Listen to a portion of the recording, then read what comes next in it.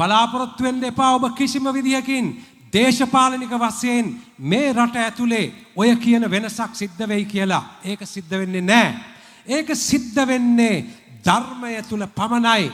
ආධ්‍යාත්මික ජීවිත සංවර්ධනය වීම සහ ගොඩනැගීම හරහා පමණයි spiritually empowered nation ධර්මය බලවත් වෙච්ච රටක් තුල පමණයි හෙට ඔබේ මගේ දරුවන්ට අනාගතයක් තිබෙන්නේ. මේ රටේ පැවතිච්ච සියලුම රජයන් යටතේ අවුරුදු 25ක් මම මේ වැඩ කටයුතු කරලා තිබෙනවා. මට මේ වගේ පහත් ප්‍රතිචාරයක් ලැබිලා නැහැ කිසිම දවසක. ඒ නිසා මම දැනටත් විශ්වාස කරනවා වර්තමාන රජයේ ඉහළ නිලධාරීන් සහ බලධාරීන් මේවා නොදැනුවත්ව සිදු වෙනවයි කියලා. දැනට මම එහෙම හිතා ගන්නම්. නමුත් මම වගකීමෙන් කියනවා එවැනි ලිපියක් බෞද්ධ කටයුතු පිළිබඳව කොමසාරිස්වරයාට යවලා එතනින් ඉල්ලීමක් කරන්න පුළුවන් නායක ස්වාමින් වහන්සේ සහ පන්සලෙන් දායක සභාවෙන් මෙතන එහෙම දෙයක් සිදු වෙනවා නම් ඒක සෙනඟට අයහපත් නම් සෙනඟ ભેද වෙනවා නම් ඒක නතර කරන්න කියලා ඉල්ලීමක් කරලා බලන්න පුළුවන්.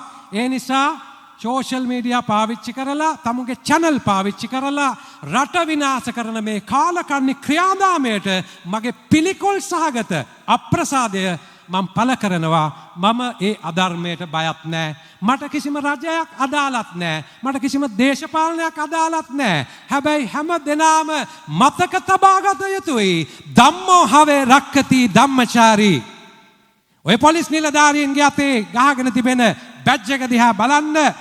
ධර්මය රකින්න කෙනාව ධර්මය විසින් රකින්නවා.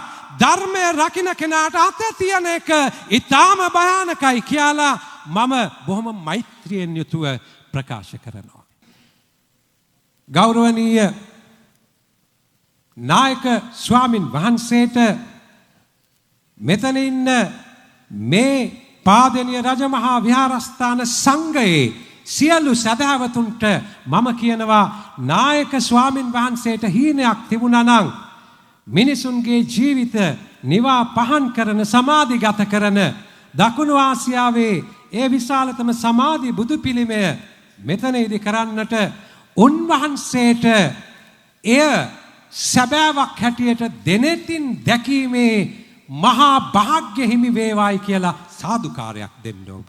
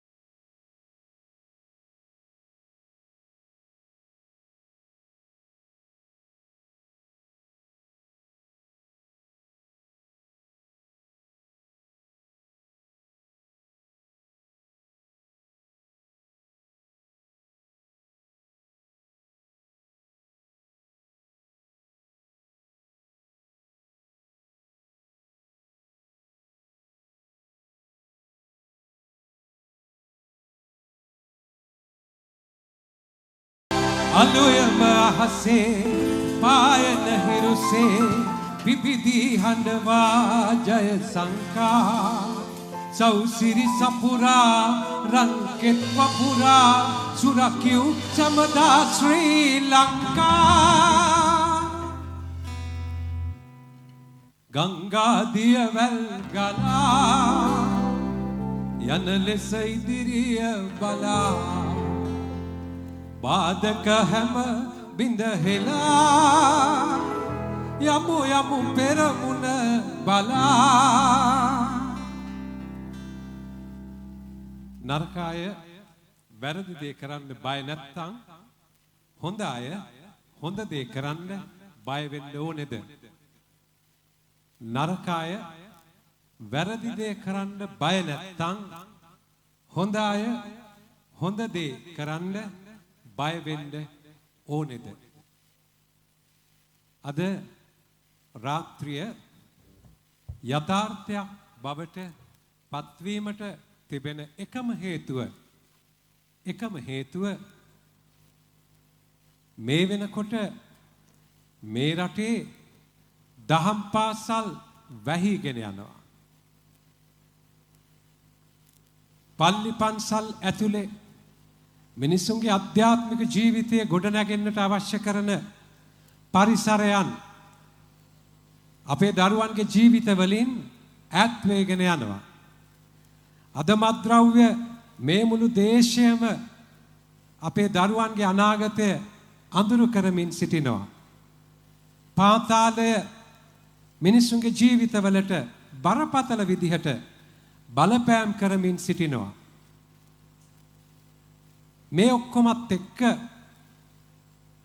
පාදනීය රජමහා විහාරස්ථානයේ මේ දියත් කෙරෙන වැඩපිළිවෙල, ඒ කියන්නේ අද රාත්‍රියේ පැවැත්වෙන මේ වැඩසටහන නෙවෙයි. ගෞරවනීය නායක ස්වාමින් වහන්සේලා, දායක සභාව, මේ සදහැවත් ජනතාව, මේ රජමහා විහාරයේ සංඝය එක්කාසු වෙලා මේ රට තුල මේ රටට දායාද කරන්නට යන යහපත් දේ ධර්මය මත පදනම් වෙලා අන්න ඒ දේ ශක්තිමත් කරන්නට, ඒ වෙනුවෙන් ඔවුන්ට හයියක් වෙන්නට මුළු ලොව පුරා සිටින අයහපතට විරුද්ධ යහපතට කැමති මිනිස්සුන්ට ආරාධනය කිරීම අද රාත්‍රියේ මුඛ්‍ය පරමාර්ථයක් වෙනවා. එහිදී මිලියන ගණනක් වෙච්ච මගෙත් එක්ක සම්බන්ධ මේ රටේ බෞද්ධ ජනතාව මම Facebook කරහා නෙවෙයි සජීවීව මිනිස්සු හමු වෙන කෙනෙක්. වසර 25ක් තිස්සේ ගමෙන් ගමට ගිහිල්ලා පල්ලියට පන්සලට විතරක් නෙමෙයි මහා පාරේ ඉස්පිරිතාලවල හිරගෙවල් වල පොලිසිය ඇතුලේ හමුදාව ඇතුලේ හමුදා කඳවුරු ඇතුලේ යුද්ධයේ පැවති අවස්ථාවේ යාපනයේ දෙමළ ජනතාව අතරේ මේ හැම තැනකම අවුරුදු 25ක් තිස්සේ ඩිජිටල් මීඩියා වලින් නෙමෙයි බොහොම සජීවීව මිනිස්සුන්ව හමු වෙච්ච කෙනෙක්. මිලියන ගණනක් අදටත් මා මිනිස්සුන්ව හමු වෙන්නේ Facebook එක හරහා නෙවෙයි.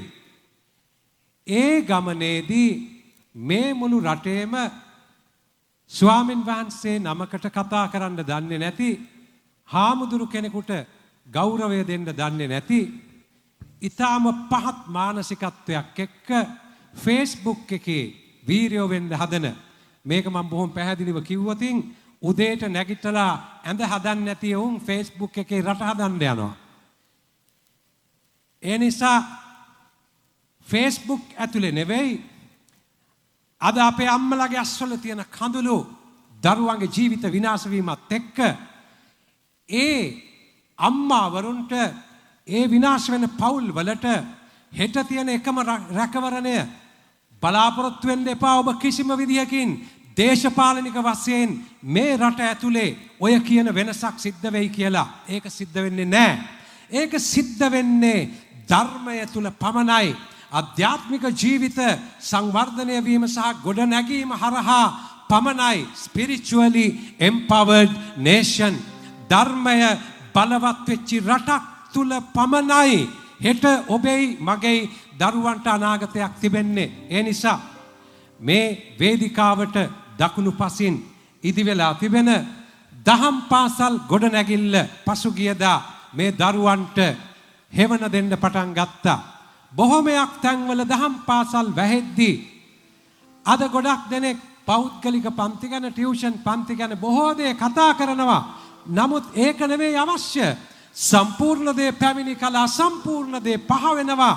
ඒ නිසා පාදනීය රජමහා විහාරස්ථානයේ ඇතුලේ හෙට දවසේ අපේ දරුවගේ අනාගතය වෙනුවෙන් අවශ්‍ය කරන පියවර ගනිමින් සිටිනවා. ඒ සඳහායි මේ දහම් පාසල නැවත උපදින්නේ, පණ ගන්වන්නේ, දරුවන් ඒ හෙවන ලබන්නට පටන් ගන්නේ. දකුණු ආසියාවේ විශාලතම සමාධි බුදු පිළිම වහන්සේ ඉදිවෙමින් පවතින්නේ වෙන මොනවටවත් නෙමෙයි. අද ශ්‍රීමා බෝධිය ළඟ රුවන්වැලි මහා සෑය ළඟ දින ගණන් හිත නිවා ගන්නා මිනිසුන් මේ මහ පාරෙන් යද්දී එක පැයක් එක මිනිත්තුවක් එක මොහොතක් එක වරුවක් මේ හෙවන ලැබමින් හිත නිවාගෙන සමාධිගත වෙන්නට වචන බොහොමයක් නැතුව ඒ වෙනුවෙන් සේවය සපයන්නට මහා සංඝරත්නය විශාල පිරිසක් නැතුව කිසිවෙක් නැතුව මිනිසුන්ට නිවෙන්නට තැනක් නිර්මාණය කිරමින් මේ සිදුවෙන ක්‍රියාවලිය එනිසා අද රාත්‍රියේදී ඒ සියල්ලට ආශිර්වාද කරමින් ගෞරවනීය නායක ස්වාමින් වහන්සේට මෙතන ඉන්න මේ පාදනීය රජමහා විහාරස්ථාන සංඝයේ සියලු සදහවතුන්ට මම කියනවා නායක ස්වාමින් වහන්සේට හීනයක් තිබුණා නම් මිනිසුන්ගේ ජීවිත නිවා පහන් කරන සමාධිගත කරන දකුණු ආසියාවේ ඒ විශාලතම සමාධි බුදු පිළිමය මෙතනදී කරන්නට උන්වහන්සේට එය සැබෑවක් හැටියට දෙනෙතින් දැකීමේ මහා භාග්‍ය හිමි වේවායි කියලා සාදුකාරයක් දෙන්න ඔබ. අලුයම අහසේ පායන හිරුසේ පිපිදී හඬවා ජය සංකා සෞසිරි සපුරා රන් කෙත්වපුරා සුරකිව් සමදා ශ්‍රී ලංකා. අද දවසේ අපේ වෙලාව අපි නාස්ති නොකළ යුතුයි වෙනත් මාතෘකා වෙනුවෙන්. මොකද අද මෙතන මේ ඇවිල්ලා වාඩි වෙලා ඉන්නේ ඒ වගේම ඔබට පිටුපසින් අරිහල මණ්ඩපයේ අසුන්ගෙන සිටිනවා ගෞරවනීය ස්වාමින් වහන්සේලා බෙලිවැවේ සෝබිත නායක ස්වාමින් වහන්සේ. මම හරිම ආදරයෙන් ගෞරවයෙන් උන්වහන්සේව සිහිපත් කරන්නේ හැම දිනකම. පසුගිය සතියේ උන්වහන්සේට මම දුරකථනයෙන් කතා කරද්දී එකවරම මම ඇයි කතා කරන්න කියලාවත් මම උන්වහන්සේට කිව්වේ නැහැ. මම චාල්ස් කතා කරන්නේ හාමුදුරුවනේ කියද්දිම අද ඉන්දු පාකිස්තාන් යුද්ධය ඇති වෙලා මරා ගන්න එකේ ඊළඟ මරා ගැනීම මේ රටේ වෙන්න තිබුණේ ඒක නැවතුනේ ඔබතුමා නිසා කියලා උන්වහන්සේ කතා කරන්න පටන් ගත්තා.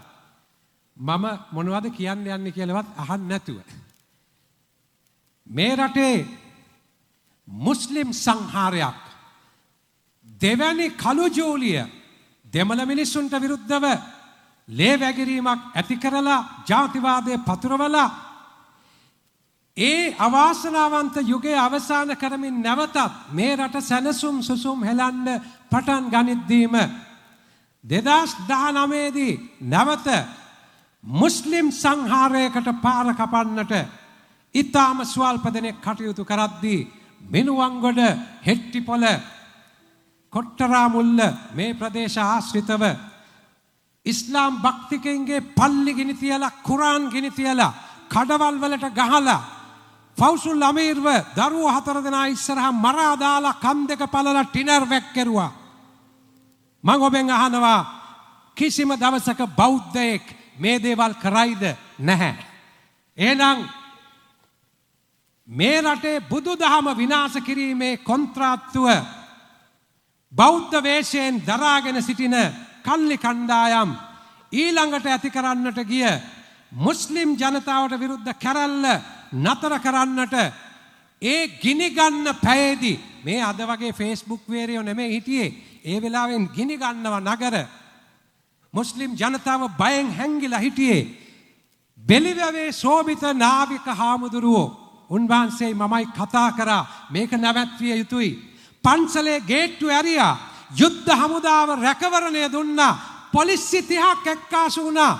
කවුරු මොන දේ කිව්වත් පොලිසි 30ක් එක්කාසු වුණා. මුළු සෙනග ඒ බයෙන් ඉන්න මුස්ලිම් ජනතාව එදා මදුල්ල පන්සලට අපි කැඳෙව්වා. ස්වාමින් වහන්සේලා වැඩම කරා. මහා සංඝරත්නය තමයි පාරට බැස්සේ මේ මුස්ලිම් සංහාරය නවත්තලා මේ රට ලේවිලක් කරන්න හදන ඒ අදම ක්‍රියාවලිය නවත්තන්න මට සම්පූර්ණ ශක්තිය දුන්නේ බෙලිවැවේ සෝභිත නායක ස්වාමින් වහන්සේ ඇතුළු මහත් සංඝරත්නය, ශ්‍රී ලංකා පොලිසිය, යුද්ධ හමුදාව. එදා මට මතකයි මුළු පන්සල මේ වගේ නෙමෙයි. එතකොට Facebook වේරයෝ නෙමෙයි හිටියේ. යුද හමුදාව පන්සල වට කරගත්තා. පොලිසියේ සියලුම උසස් නිලධාරීන් එදා පන්සලට ආවා. 500කට වැඩිය ඉස්ලාම් භක්තික ජනතාව කඳුළුත් එක්ක මරබියෙන් පන්සලට ඇතුල් වුණා. එදා ඒ පටන් ගත්තු ධර්ම යුද්ධය නැවත මේ රටේ කළු ජූලියක් ඇති කරන්නට ඉඩ නොදී මේ රටේ බෞද්ධ ජනතාව කියලා කියන්නේ මේ තිරිසන් මැරෙයින් නෙවෙයි කියලා මේ රටට ඔප්පු කරලා පෙන්නුවා. ඒ නිසා 2,25,00,000ක් ඉන්න රටේ 250ක් විතර ඉන්න මේ මැරයෝ ටික නිසා බෞද්ධ ධර්මය දර්ශනය තුල තිබෙන ඒ මහා ආලෝකය සහ බලය නිවන්නට කිසිවෙකුට පුළුවන් කමක් නැහැ. මේ ෆෝන් එක හරහා, මේ ස්මාර්ට් ෆෝන් එක හරහා, Facebook එක හරහා විනාශ වෙන දරුවගේ ජීවිතේ ගොඩ ගනිමින් හෙට අපේ දරුවන්ට ධර්මය බලවත් වෙච්ච රටක අම්මා අඳුරන තාත්තා අඳුරන හෙටක් හදන්න මෙවැනි දහම් පාසල් තව තව බිහි වෙලා, මෙවැනි සිත් නිවන සිද්ධාස්ථාන තව තවත් බිහි වෙලා මේ මුළු රටම ධර්මද්වීපයක් කිරීමේ ගමන යන්න විරුද්ධ කවුරු හරි ඉන්නවා නම් ඔය ගෙනල්ලා තියෙන ලියාගත්තු පෝස්ටර් එහෙම උස්සගෙන ඉස්සරහින් වාඩි වෙන්න කියලා ආරාධනා කරනවා මම. මේ රට ඇතුලේ ධර්ම යුද්ධයකට ධර්මිෂ්ඨ මිනිස්සු එක්කාසු විය යුතු කාලය. අශ්කාපි ගායනා කරමුද? මාගේ දේශය, මේ මගේ රට. මම ශ්‍රී ලාංකිකයෙක්, හොඳට මතක තියාගන්න. මම විජාතිකයෙක් නෙමෙයි. මම වෙන රටක මිනිස්සෙක් නෙමෙයි. මේ රටේ ඉපදුණු දැනට අවුරුදු 53ක් ලංකාවේ ජීවත් වෙන මිනිස්සෙක්. මේ රට ප්‍රධාන ආගම් 4ක මිනිස්සු ආදරෙන් ජීවත් වෙන, ආගමක් නොවන, ඇදහිල්ලකට බලපෑම් ඇති නොකරන විශිෂ්ට දර්ශනයක් වූ බෞද්ධ දර්ශනය මත පදනම් වෙලා ලෝකයට මනුෂ්‍යත්වය උගන්වන රටක්. ඒක දරා ගන්න බැරි තිරිසන් ස්වල්ප දෙනෙකුට රටබාර නොදී මේ රටේ සමස්ත ජනතාවට මේ දේශය සුවපත් කිරීමේ ධර්ම යුද්ධයට පිවිසෙන්නට කියලා ආරාධනා කරනවා. අපි හොර රහසේ හැංගිලා කිසි තැනක කතා කරන්නේ නැහැ. මේ වැඩසටහන පවා හැමෝටම ප්‍රශ්නයක් තිබෙනවා නම් දකින්න සජීවීව දැන් ඔබට නරඹන්න පුළුවන් ලෝකේ ඕනම තැනක ඉඳලා. ඒ වගේම මේ රටේ වර්තමාන ජනාධිපතිතුමන්ට දන්නවද නැද්ද මම දන්නේ නැහැ. මගේ කනගාටුව ප්‍රකාශ කරනවා. එතුමන්ට මම කියනවා මේ විවෘත වේදිකාවේ ඉඳලා බුද්ධ ශාසන කටයුතු පිළිබඳ නියෝජ්‍ය අමාත්‍යවරයාගේ පෞද්ගලික ලේකම්වරයෙකුට පන්සලක ස්වාමින් වහන්සේලා දායක සභාව සහ පන්සලේ සංඝයකට එක්කාසු වෙලා පන්සල් භූමිය ඇතුලේ කරන වැඩසටහනක් තහනම් කරන්න, නියෝග නිකුත් කරන්න කිසිම නීතිමය ප්‍රතිපාදනයක් නැහැ. ඒ නිසා මේක රජයේ වගකිව යුතු ඉහළ නිලධාරීන් සහ බලධාරීන් දන්නේ නැත්නම් කරුණා කරලා අපි වගේ මිනිස්සු මේ අකටයුතුකම් ගැන කතා කරන්නට පෙර මේ දේවල් පිළිබඳව නිවැරදිව හොයලා කටයුතු කරන්නට කියලා කියනවා. මේ රටේ පැවතිච්ච සියලුම රජයන් යටතේ අවුරුදු 25ක් මම මේ වැඩ කටයුතු කරලා තිබෙනවා. මට මේ වගේ පහත් ප්‍රතිචාරයක් ලැබිලා නැහැ කිසිම දවසක. ඒ නිසා මම දැනටත් විශ්වාස කරනවා වර්තමාන රජයේ ඉහළ නිලධාරීන් සහ බලධාරීන් මේවා නොදැනුවත්ව සිදු වෙනවයි කියලා. දැනට මම එහෙම හිතා ගන්නම්. නමුත් මම වගකීමෙන් කියනවා එවැනි ලිපියක් බෞද්ධ කටයුතු පිළිබඳව කොමසාරිස්වරයාට යවලා එතනින් ඉල්ලීමක් කරන්න පුළුවන් නායක ස්වාමින් වහන්සේ සහ පන්සලෙන් දායක සභාවෙන්. මෙතන එහෙම දෙයක් සිදු වෙනවා නම් ඒක සෙනඟට අයහපත් නම්, සෙනඟ ભેද වෙනවා නම් ඒක නතර කරන්න කියලා ඉල්ලීමක් කරලා බලන්න පුළුවන්. ඒ නිසා සෝෂල් මීඩියා පාවිච්චි කරලා, තමුගේ channel පාවිච්චි කරලා රට විනාශ කරන මේ කාලකන්ණි ක්‍රියාදාමයට මගේ පිළිකුල් සහගත අප්‍රසාදය මම පළ කරනවා මම ඒ අධර්මයට බයත් නැහැ. මට කිසිම රජයක් අදාළත් නැහැ. මට කිසිම දේශපාලනයක් අදාළත් නැහැ. හැබැයි හැම දෙනාම මතක තබාගත යුතුයි. ධම්මෝ හවේ රක්කති ධම්මචාරී. ඔය පොලිස් නිලධාරීන්ගේ අතේ ගහගෙන තිබෙන බැජ් එක දිහා බලන්න. ධර්මය රකින්න කෙනාව ධර්මය විසින් රකින්නවා. ධර්මය රකින්න කෙනාට අත තියන එක ඊටාම භයානකයි කියලා මම බොහොම මෛත්‍රියෙන් යුතුව ප්‍රකාශ කරනවා.